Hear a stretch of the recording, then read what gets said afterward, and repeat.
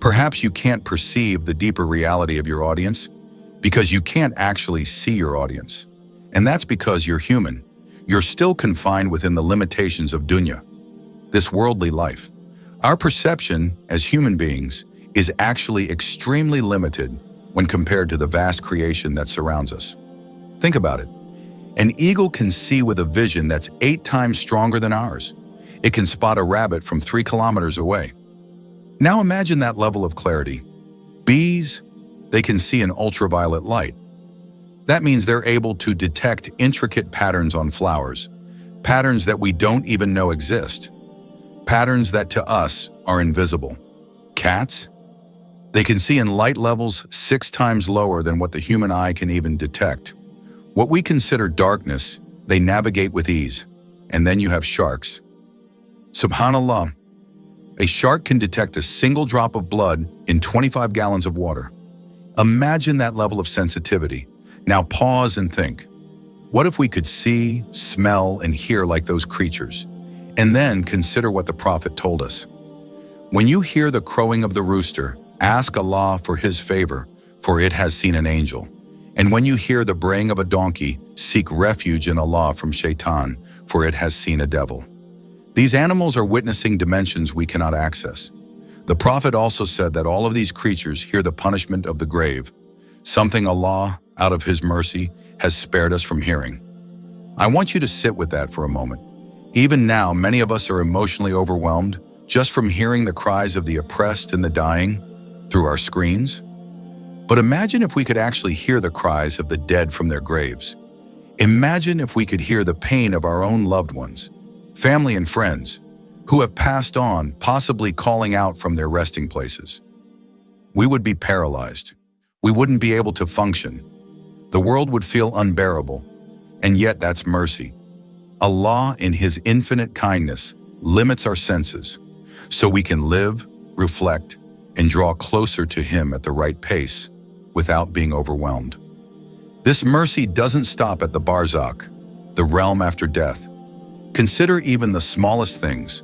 Would we really be able to enjoy a meal or sit in a room full of people if Allah allowed us to see every microscopic dust mite crawling around? If we could see the particles floating in the air every time someone sneezes? Allah has given us the perfect senses, not too sharp, not too dull, just right for our journey of getting to know Him. And that's why the Prophet, peace be upon him, said, "Be shy of Allah, like you would be shy in front of a righteous man from among your people." You know how differently you act when you're around someone you respect, someone righteous, maybe even intimidating in their presence. You're more careful, more conscious, more sincere. Now remember, Allah is always watching you. More than any righteous person, He sees what you hide, what you think, what you feel. There are no blind spots. So as you think about the audience of your life, don't forget the greatest member of your audience, Allah. Everyone else in the crowd, friends, followers, strangers, they only matter in how they connect you back to Him. Because in the grand spectacle of life, what's truly on display is not your body. It's not your beauty, your talents, or your athleticism. It's your soul, your heart, your inclinations. What you lean towards when no one's watching except Allah. In that unseen crowd around you, there are angels, watching, recording, even cheering you on. And there are devils too, heckling, trying to throw you off. You might even have a fan among the angels, a companion who raises their hands and makes dua for your forgiveness every time you do something good. Their cheers aren't claps and shouts, they're prayers. And that, perhaps, is the most beautiful kind of support anyone could ever hope for. But it's not just angels and devils in this unseen world. There are also the creatures of the jinn. Among them are the shayateen, the devils. Some of them are having loud conversations right next to you, yet you can't hear a thing. Allah says in the Qur'an, "Surely he, Shaitan, and his followers see you from where you cannot see them." Surah Al-Araf 7:27. They're not just heckling you from the outside. These devils, depending on how much access you give them, can flow through you. The Prophet described them as flowing through the son of Adam like blood. It's a relentless daily battle. So you have to learn how to tune out the noise, all the spiritual static that clouds your heart and mind. The more you seek closeness to Allah, the more the volume of shaitan goes down. And in turn, you begin to hear the promptings of the angels more clearly. Subhanallah, imagine being among those who feel as though they are being spoken to by the angels, gently nudged towards goodness. Whereas most people, may Allah protect us, are more aligned with the whispers of shaitan. They're constantly subjected to his manipulation. And just like how your social media algorithm shifts based on your preferences and engagement, your soul's algorithm responds to what you seek. If you're seeking Allah, your soul starts to perceive and respond in that direction. But if you're chasing desires, your soul adjusts its internal frequency accordingly. Eventually, you'll come to realize something powerful. It's not just angels and devils watching you. The entire creation, from the elephants and ants on land to the fish swimming deep in the ocean, is aware of your spiritual presence when you seek Allah's pleasure. The Prophet said that everything in existence seeks forgiveness for the one who teaches good or remembers Allah. But again, you can't perceive how they do it. Allah says in the Qur'an, "There is not a thing but that it glorifies Him in praise, but you do not understand their glorification." Surah Al-Isra 17:44. So just as the creation can pray for you, it can also turn away from you. Even the angels and the insects can become naturally averse to you because of a sin you've committed, or even a sin you intended to commit. That doesn't mean every dog that barks at you or bird that flies away hates you because of your sins.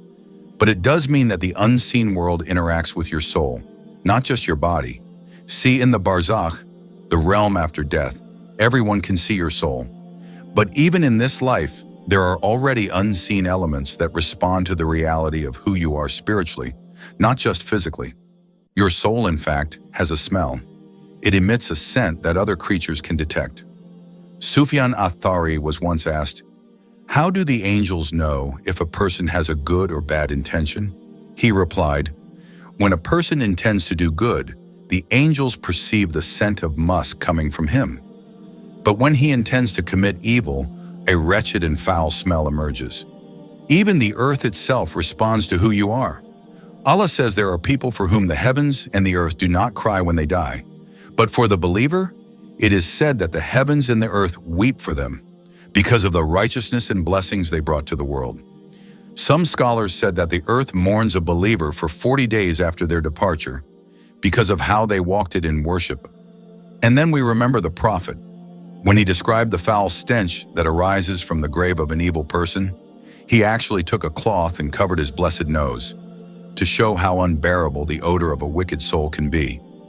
But the soul of the righteous, its fragrance, is like musk. The soul of the believer emits a fragrance so beautiful that it sparks the curiosity of the angels in the heavens. They ask, where is that beautiful smell coming from? Because yes, they too witness what happens on earth. They see the oppression, the injustice, the pain. Was it not when Ibrahim a.s. was thrown into the fire that the angels stood in waiting, desperately hoping for the command from Allah to intervene and put the fire out? Even the frogs tried to help. Carrying water in their mouths, they moved towards the fire, wanting to extinguish it. But Allah had another plan. He simply commanded the fire itself. "O fire, be cool and peaceful for Ibrahim." Surah Al-Anbiya 21:69. And peace descended, not from the angels' wings or the water of the frogs, but from the word of Allah Himself. Did the messenger of Allah not say that the angels have their wings spread over Ash-Sham, that blessed, beleaguered region of the world so marked by suffering and oppression today? And to the angels, we are not just numbers. Subhanallah. I think of the narration about Imam Ahmad ibn Hanbal. May Allah have mercy on him. He was being brutally tortured, lashed repeatedly, his body frail, but his resolve unshaken. A man witnessing this said, "I thought about Imam Ahmad's patience while he was being whipped, how much strength he showed, despite his physical weakness. I began to weep. That night he had a dream.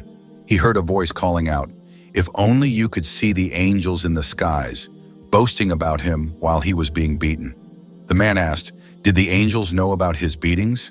The voice replied, "There wasn't a single angel in the heavens except that it witnessed over him while he was being beaten. All of them watched, all of them knew." How many angels then witnessed the burning of the young girl Enos? her name etched in the memory of the Qur'an in Palestine. They know, the heavens know, the angels know, and so do those we've lost. Our loved ones in the next world, they too receive news of us. It was narrated that a man once fell into sin after the death of his father, a moment of weakness he came to deeply regret. He later saw his father in a dream. His father said, "My son, I could not have been happier when we thought of your deeds as those of the righteous. But I was deeply ashamed of you on one occasion. Do not disgrace me again in front of the other believers who are also dead." His neighbor later said, "Every night after that, we would hear this man making dua from his home, crying out, 'O rectifier of the righteous, O guide of the misguided, O most merciful to the sinners, grant me a beautiful return to you, from which I never return to what caused me shame.'" Subhanallah. And the Prophet told us something deeply profound. Your deeds are shown to your deceased relatives. If your deeds are righteous, they rejoice. But if your deeds are not, they say, "O Ya Allah, do not cause them to die until you have guided them, just as you have guided us." They're watching, they're waiting, they're hoping for your success. This is the wish of the righteous before us, that we be guided and join them in goodness. And when your deeds reach them, they are not filtered through propaganda or lies. Shaitan doesn't twist the news in the realm of the Barzakh. They receive your truth. And I truly wonder, how will the news of a free Palestine be received by the souls of the righteous? How will the martyrs of Gaza, the angels in heaven, and the prophets of old respond when the call of liberation reaches the unseen realms? What tears will fall? What du'as will rise? What hearts, even in the next life, will finally find peace? Inshallah, I wonder. I wonder how Ibrahim alayhi salam felt when he heard the news of a free Palestine. And I wonder, how does our beloved Prophet, peace be upon him, feel about our efforts today? Or perhaps our lack thereof.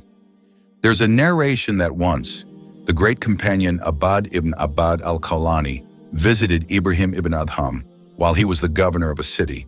Ibrahim asked him, "Advise me."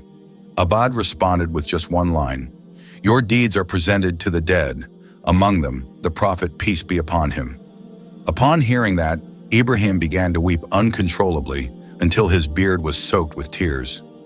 Just imagine your actions, your words, your moments of weakness and your moments of strength being shown to the Prophet, peace be upon him, himself.